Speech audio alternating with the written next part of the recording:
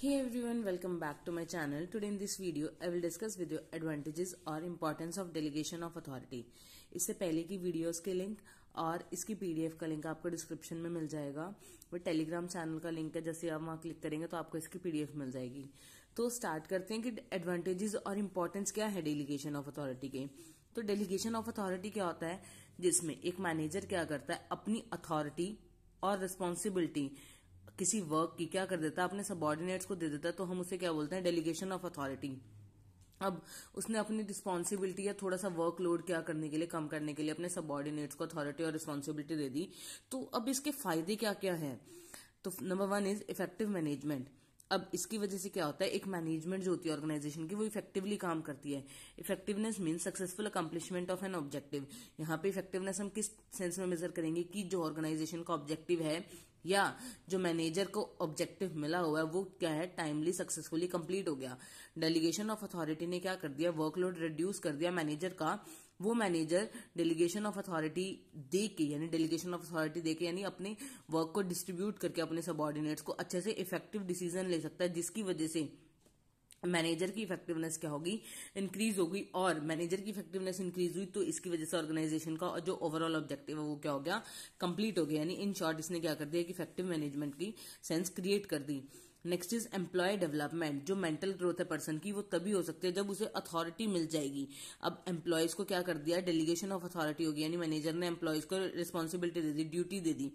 तो delegation of authority की वजह से जो मैनेजर्स थे उनको अथॉरिटी मिल गई है कि वो अब डिसीजन ले सकते हैं। उसने सबऑर्डिनेट को तो वर्क दे दिया, अब उनके पास क्या है, अब उनके पास इतना वर्कलोड नहीं है, पर उनके पास कैपेबिलिटी आ गई कि वो लोग डिसीजन ले सकते हैं। इसकी वजह से जो मैनेजर है वो क्या करेगा, फ्यूचर में एक्स्ट्रा डिसीजंस ले सकता है उसके पास, क्योंकि उसने अपनी अथॉरिटी रिस्पॉन्सिबिलिटी सिचुएशन के अकॉर्डिंग, वर्कलोड के अकॉर्डिंग अपने सबऑर्डिनेट को दे दी, जिससे वो क्या कर सकता है, अच्छे से डिसीजन ले सकता है। और यहाँ पे एम्प्लॉय भी डिसीजन ले सकता है। एम्प्लॉय को वर्क दे दिया तो एम्प्लॉय के पास है कि वो इस वर्क को कैसे इफेक्टिवली करे। तो वो अपनी मेंटल डेवलपमेंट, फिजिकल डेवलपमेंट से ग्रोथ करेगा अपने माइंड की, और क्या करेगा, वर्क को टाइमली कंप्लीट करेगा। इफेक्टिव नए नए वेज आएंगे। जैसे जैसे एक तो होता है एक पर्सन सिंगल आइडिया दे रहा, और यहाँ पे एक वर्क को करने के लिए 4 या 5 पर्सन हो जाएंगे। मैनेजर ने आगे अपने सबऑर्डिनेट्स को दे दिया तो वर्क क्या होगा, इफेक्टिवली होगा। एम्प्लॉयज की भी ओवरऑल डेवलपमेंट होगी। Motivation of employees. Delegation process में क्या होगा, अथॉरिटी और रिस्पॉन्सिबिलिटी हम क्या दे देते हैं, सबऑर्डिनेट्स को दे देते हैं। सबऑर्डिनेट्स को दे दी तो इसकी वजह से उन्हें वर्क करने की लिबर्टी मिल गई, यानी काम करने की छूट मिल गई। तो वो लोग डिसीजन भी लेंगे, जिसकी वजह से वो नए नए स्किल्स भी सीखेंगे। इसी वजह से उन लोगों को क्या हो जाता है कि हाँ, जब वो डिसीजन ले रहे होते हैं, वर्क कर रहे होते हैं, तो एम्प्लॉयज को क्या हो जाता है, जॉब सेटिस्फैक्शन मिल जाती है कि हाँ, उनकी जॉब कहीं नहीं जाएगी। तो इस वजह से वो मोटिवेशन फील करके क्या करते हैं, अच्छे से वर्क करते हैं। तो डेलीगेशन ऑफ अथॉरिटी क्या देता है, मोटिवेशन भी प्रोवाइड करता है एम्प्लॉयज को, इफेक्टिवली मैनेजमेंट क्रिएट करता है। नेक्स्ट, एम्प्लॉयज की डेवलपमेंट हेल्प करने में करता है, मोटिवेशन प्रोवाइड करता है एम्प्लॉयज को। Facilitation of growth. जो डेलीगेशन ऑफ अथॉरिटी है, पर्सन को तो डेवलप करती है, पर जब इसमें वर्क को डिवाइड कर देते हैं हम, तो वर्क पूरी ऑर्गेनाइजेशन में डिवाइड हो जाता है। इसकी वजह से ऑर्गेनाइजेशन जो है वर्क की वजह से अच्छे से डेवलप कर सकती है। ऑर्गेनाइजेशन के प्रॉफिट इंक्रीज हो जाते हैं। ऑर्गेनाइजेशन के जो मैनेजर्स हैं और सबऑर्डिनेट्स वो मोटिवेटेड फील होते हैं, जिसकी वजह से जो ऑर्गेनाइजेशन है उसकी ओवरऑल एफिशिएंसी, यानी ऑर्गेनाइजेशन की जो काम करने की क्षमता है वो इंक्रीज हो जाती है। ऑर्गेनाइजेशन में मोटिवेशन लेवल इंक्रीज हो जाता है हर एक एम्प्लॉयज का। ऑर्गेनाइजेशन में सेटिस्फैक्शन आ जाती है, चाहे वो मैनेजर हो चाहे सबऑर्डिनेट हो, उन्हें अपनी जॉब से सेटिस्फैक्शन मिल जाती है, जिसकी वजह से ऑर्गेनाइजेशन ग्रोथ करती है। ऑर्गेनाइजेशन ग्रोथ करेगी तो वो लोग एक्सपेंशन को सोच सकते हैं ऑर्गेनाइजेशन के, यानी बिजनेस को और एक्सपैंड करने का सोच सकते हैं। मॉडर्नाइजेशन, नई नई टेक्नोलॉजीज आ जाती है, नए नए एम्प्लॉयज काम करते हैं, नए नए टैलेंट्स स्किल्स अपनी लाते हैं, जिसकी वजह से ऑर्गेनाइजेशन की डेवलपमेंट हो सकती है। एंड डाइवर्सिफिकेशन ऑफ बिजनेस, और बिजनेस को अलग अलग पार्ट्स में डाइवर्सिफाई कर सकते हैं, यानी नई नई चीजें बिजनेस में लॉन्च कर सकते हैं, अलग अलग पार्ट्स एक्सपेरिमेंट कर सकते हैं वो लोग।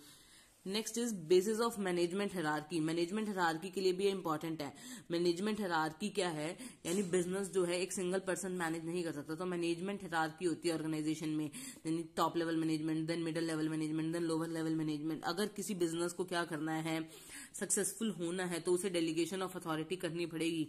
अब पर्सन ने क्या कर दिया, डेलीगेशन ऑफ अथॉरिटी कर दी, तो यहाँ पे सीनियर और सबऑर्डिनेट के बीच में एक रिलेशन बन गया, टॉप से लेके बॉटम तक का या बॉटम से लेके टॉप तक का। वो लोग मैसेज कन्वे करते हैं, जिसकी वजह से उनकी बॉन्डिंग इंक्रीज होती है।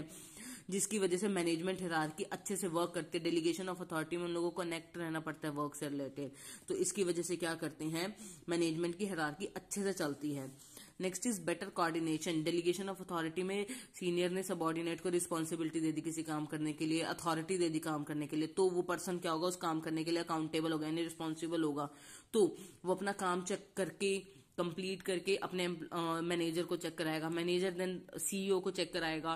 तो इस तरीके से वर्क की एफिशिएंसी इंक्रीज होती है, उन लोगों में कोऑर्डिनेशन होता है, वो लोग अपनी ड्यूटीज वर्क शेयर करते हैं, जिसकी वजह से काम क्या है, इक्वल डिस्ट्रीब्यूट होता है, पर्सन पे ज्यादा लोड नहीं पड़ता। Lead to quick and better decision. अब डेलीगेशन ऑफ अथॉरिटी की वजह से क्या होता है, पर्सन जो है क्विक अच्छे से डिसीजन ले सकते हैं, क्योंकि मैनेजमेंट के ऑल लेवल्स में वर्क डिस्ट्रीब्यूटेड होता है, टॉप लेवल मैनेजमेंट से लेकर बॉटम लेवल मैनेजमेंट तक। तो उन लोगों को पता होता है, जैसे बॉटम लेवल मैनेजमेंट को पता है कि उनके वर्क में क्या कमी रही, तो वो लोग उसे इंक्रीज ठीक करेंगे, या फिर उन्हें पता है कि ये कमी है हम इसे ऐसे ठीक कर सकते हैं, या फिर कोई मिस्टेक हो गई तो वो बता सकते हैं हम इसे ऐसे करेक्ट कर सकते हैं, तो जिसकी वजह से क्विक डिसीजन लिए जा सकते हैं। Continuity in an organization. Organization में क्या रहता है, कॉन्टिन्यूटी रहती है वर्क को लेके, कि हाँ ये वर्क इस तरीके से होगा, ये इस तरीके से होगा, ये वर्क हो गया तो नेक्स्ट वर्क आ जाता है, जिसकी वजह से ऑर्गेनाइजेशन में वेल डिसिप्लिन में काम रहता है, वर्क परफॉर्मेंस जो है अच्छे से चलती रहती है। तो ये ऑर्गेनाइजेशन के कुछ एडवांटेजेस थे जिसकी वजह से ऑर्गेनाइजेशन को आते हैं डेलीगेशन ऑफ अथॉरिटी की वजह से। पहला था effective management, next is employ development, next motivation of employees, next is facilitation of growth, next is basis of management hierarchy, next better coordination, then leads to quick and better decision, and last is continuity in an organization। अगर आपको इससे related कुछ भी doubt है तो आप comment section के through पूछ सकते हैं, और इसकी पीडीएफ का लिंक आपको डिस्क्रिप्शन में मिल जाएगा, वहां से आप ले सकते हैं। तो stay tuned for more videos and thank you for watching this.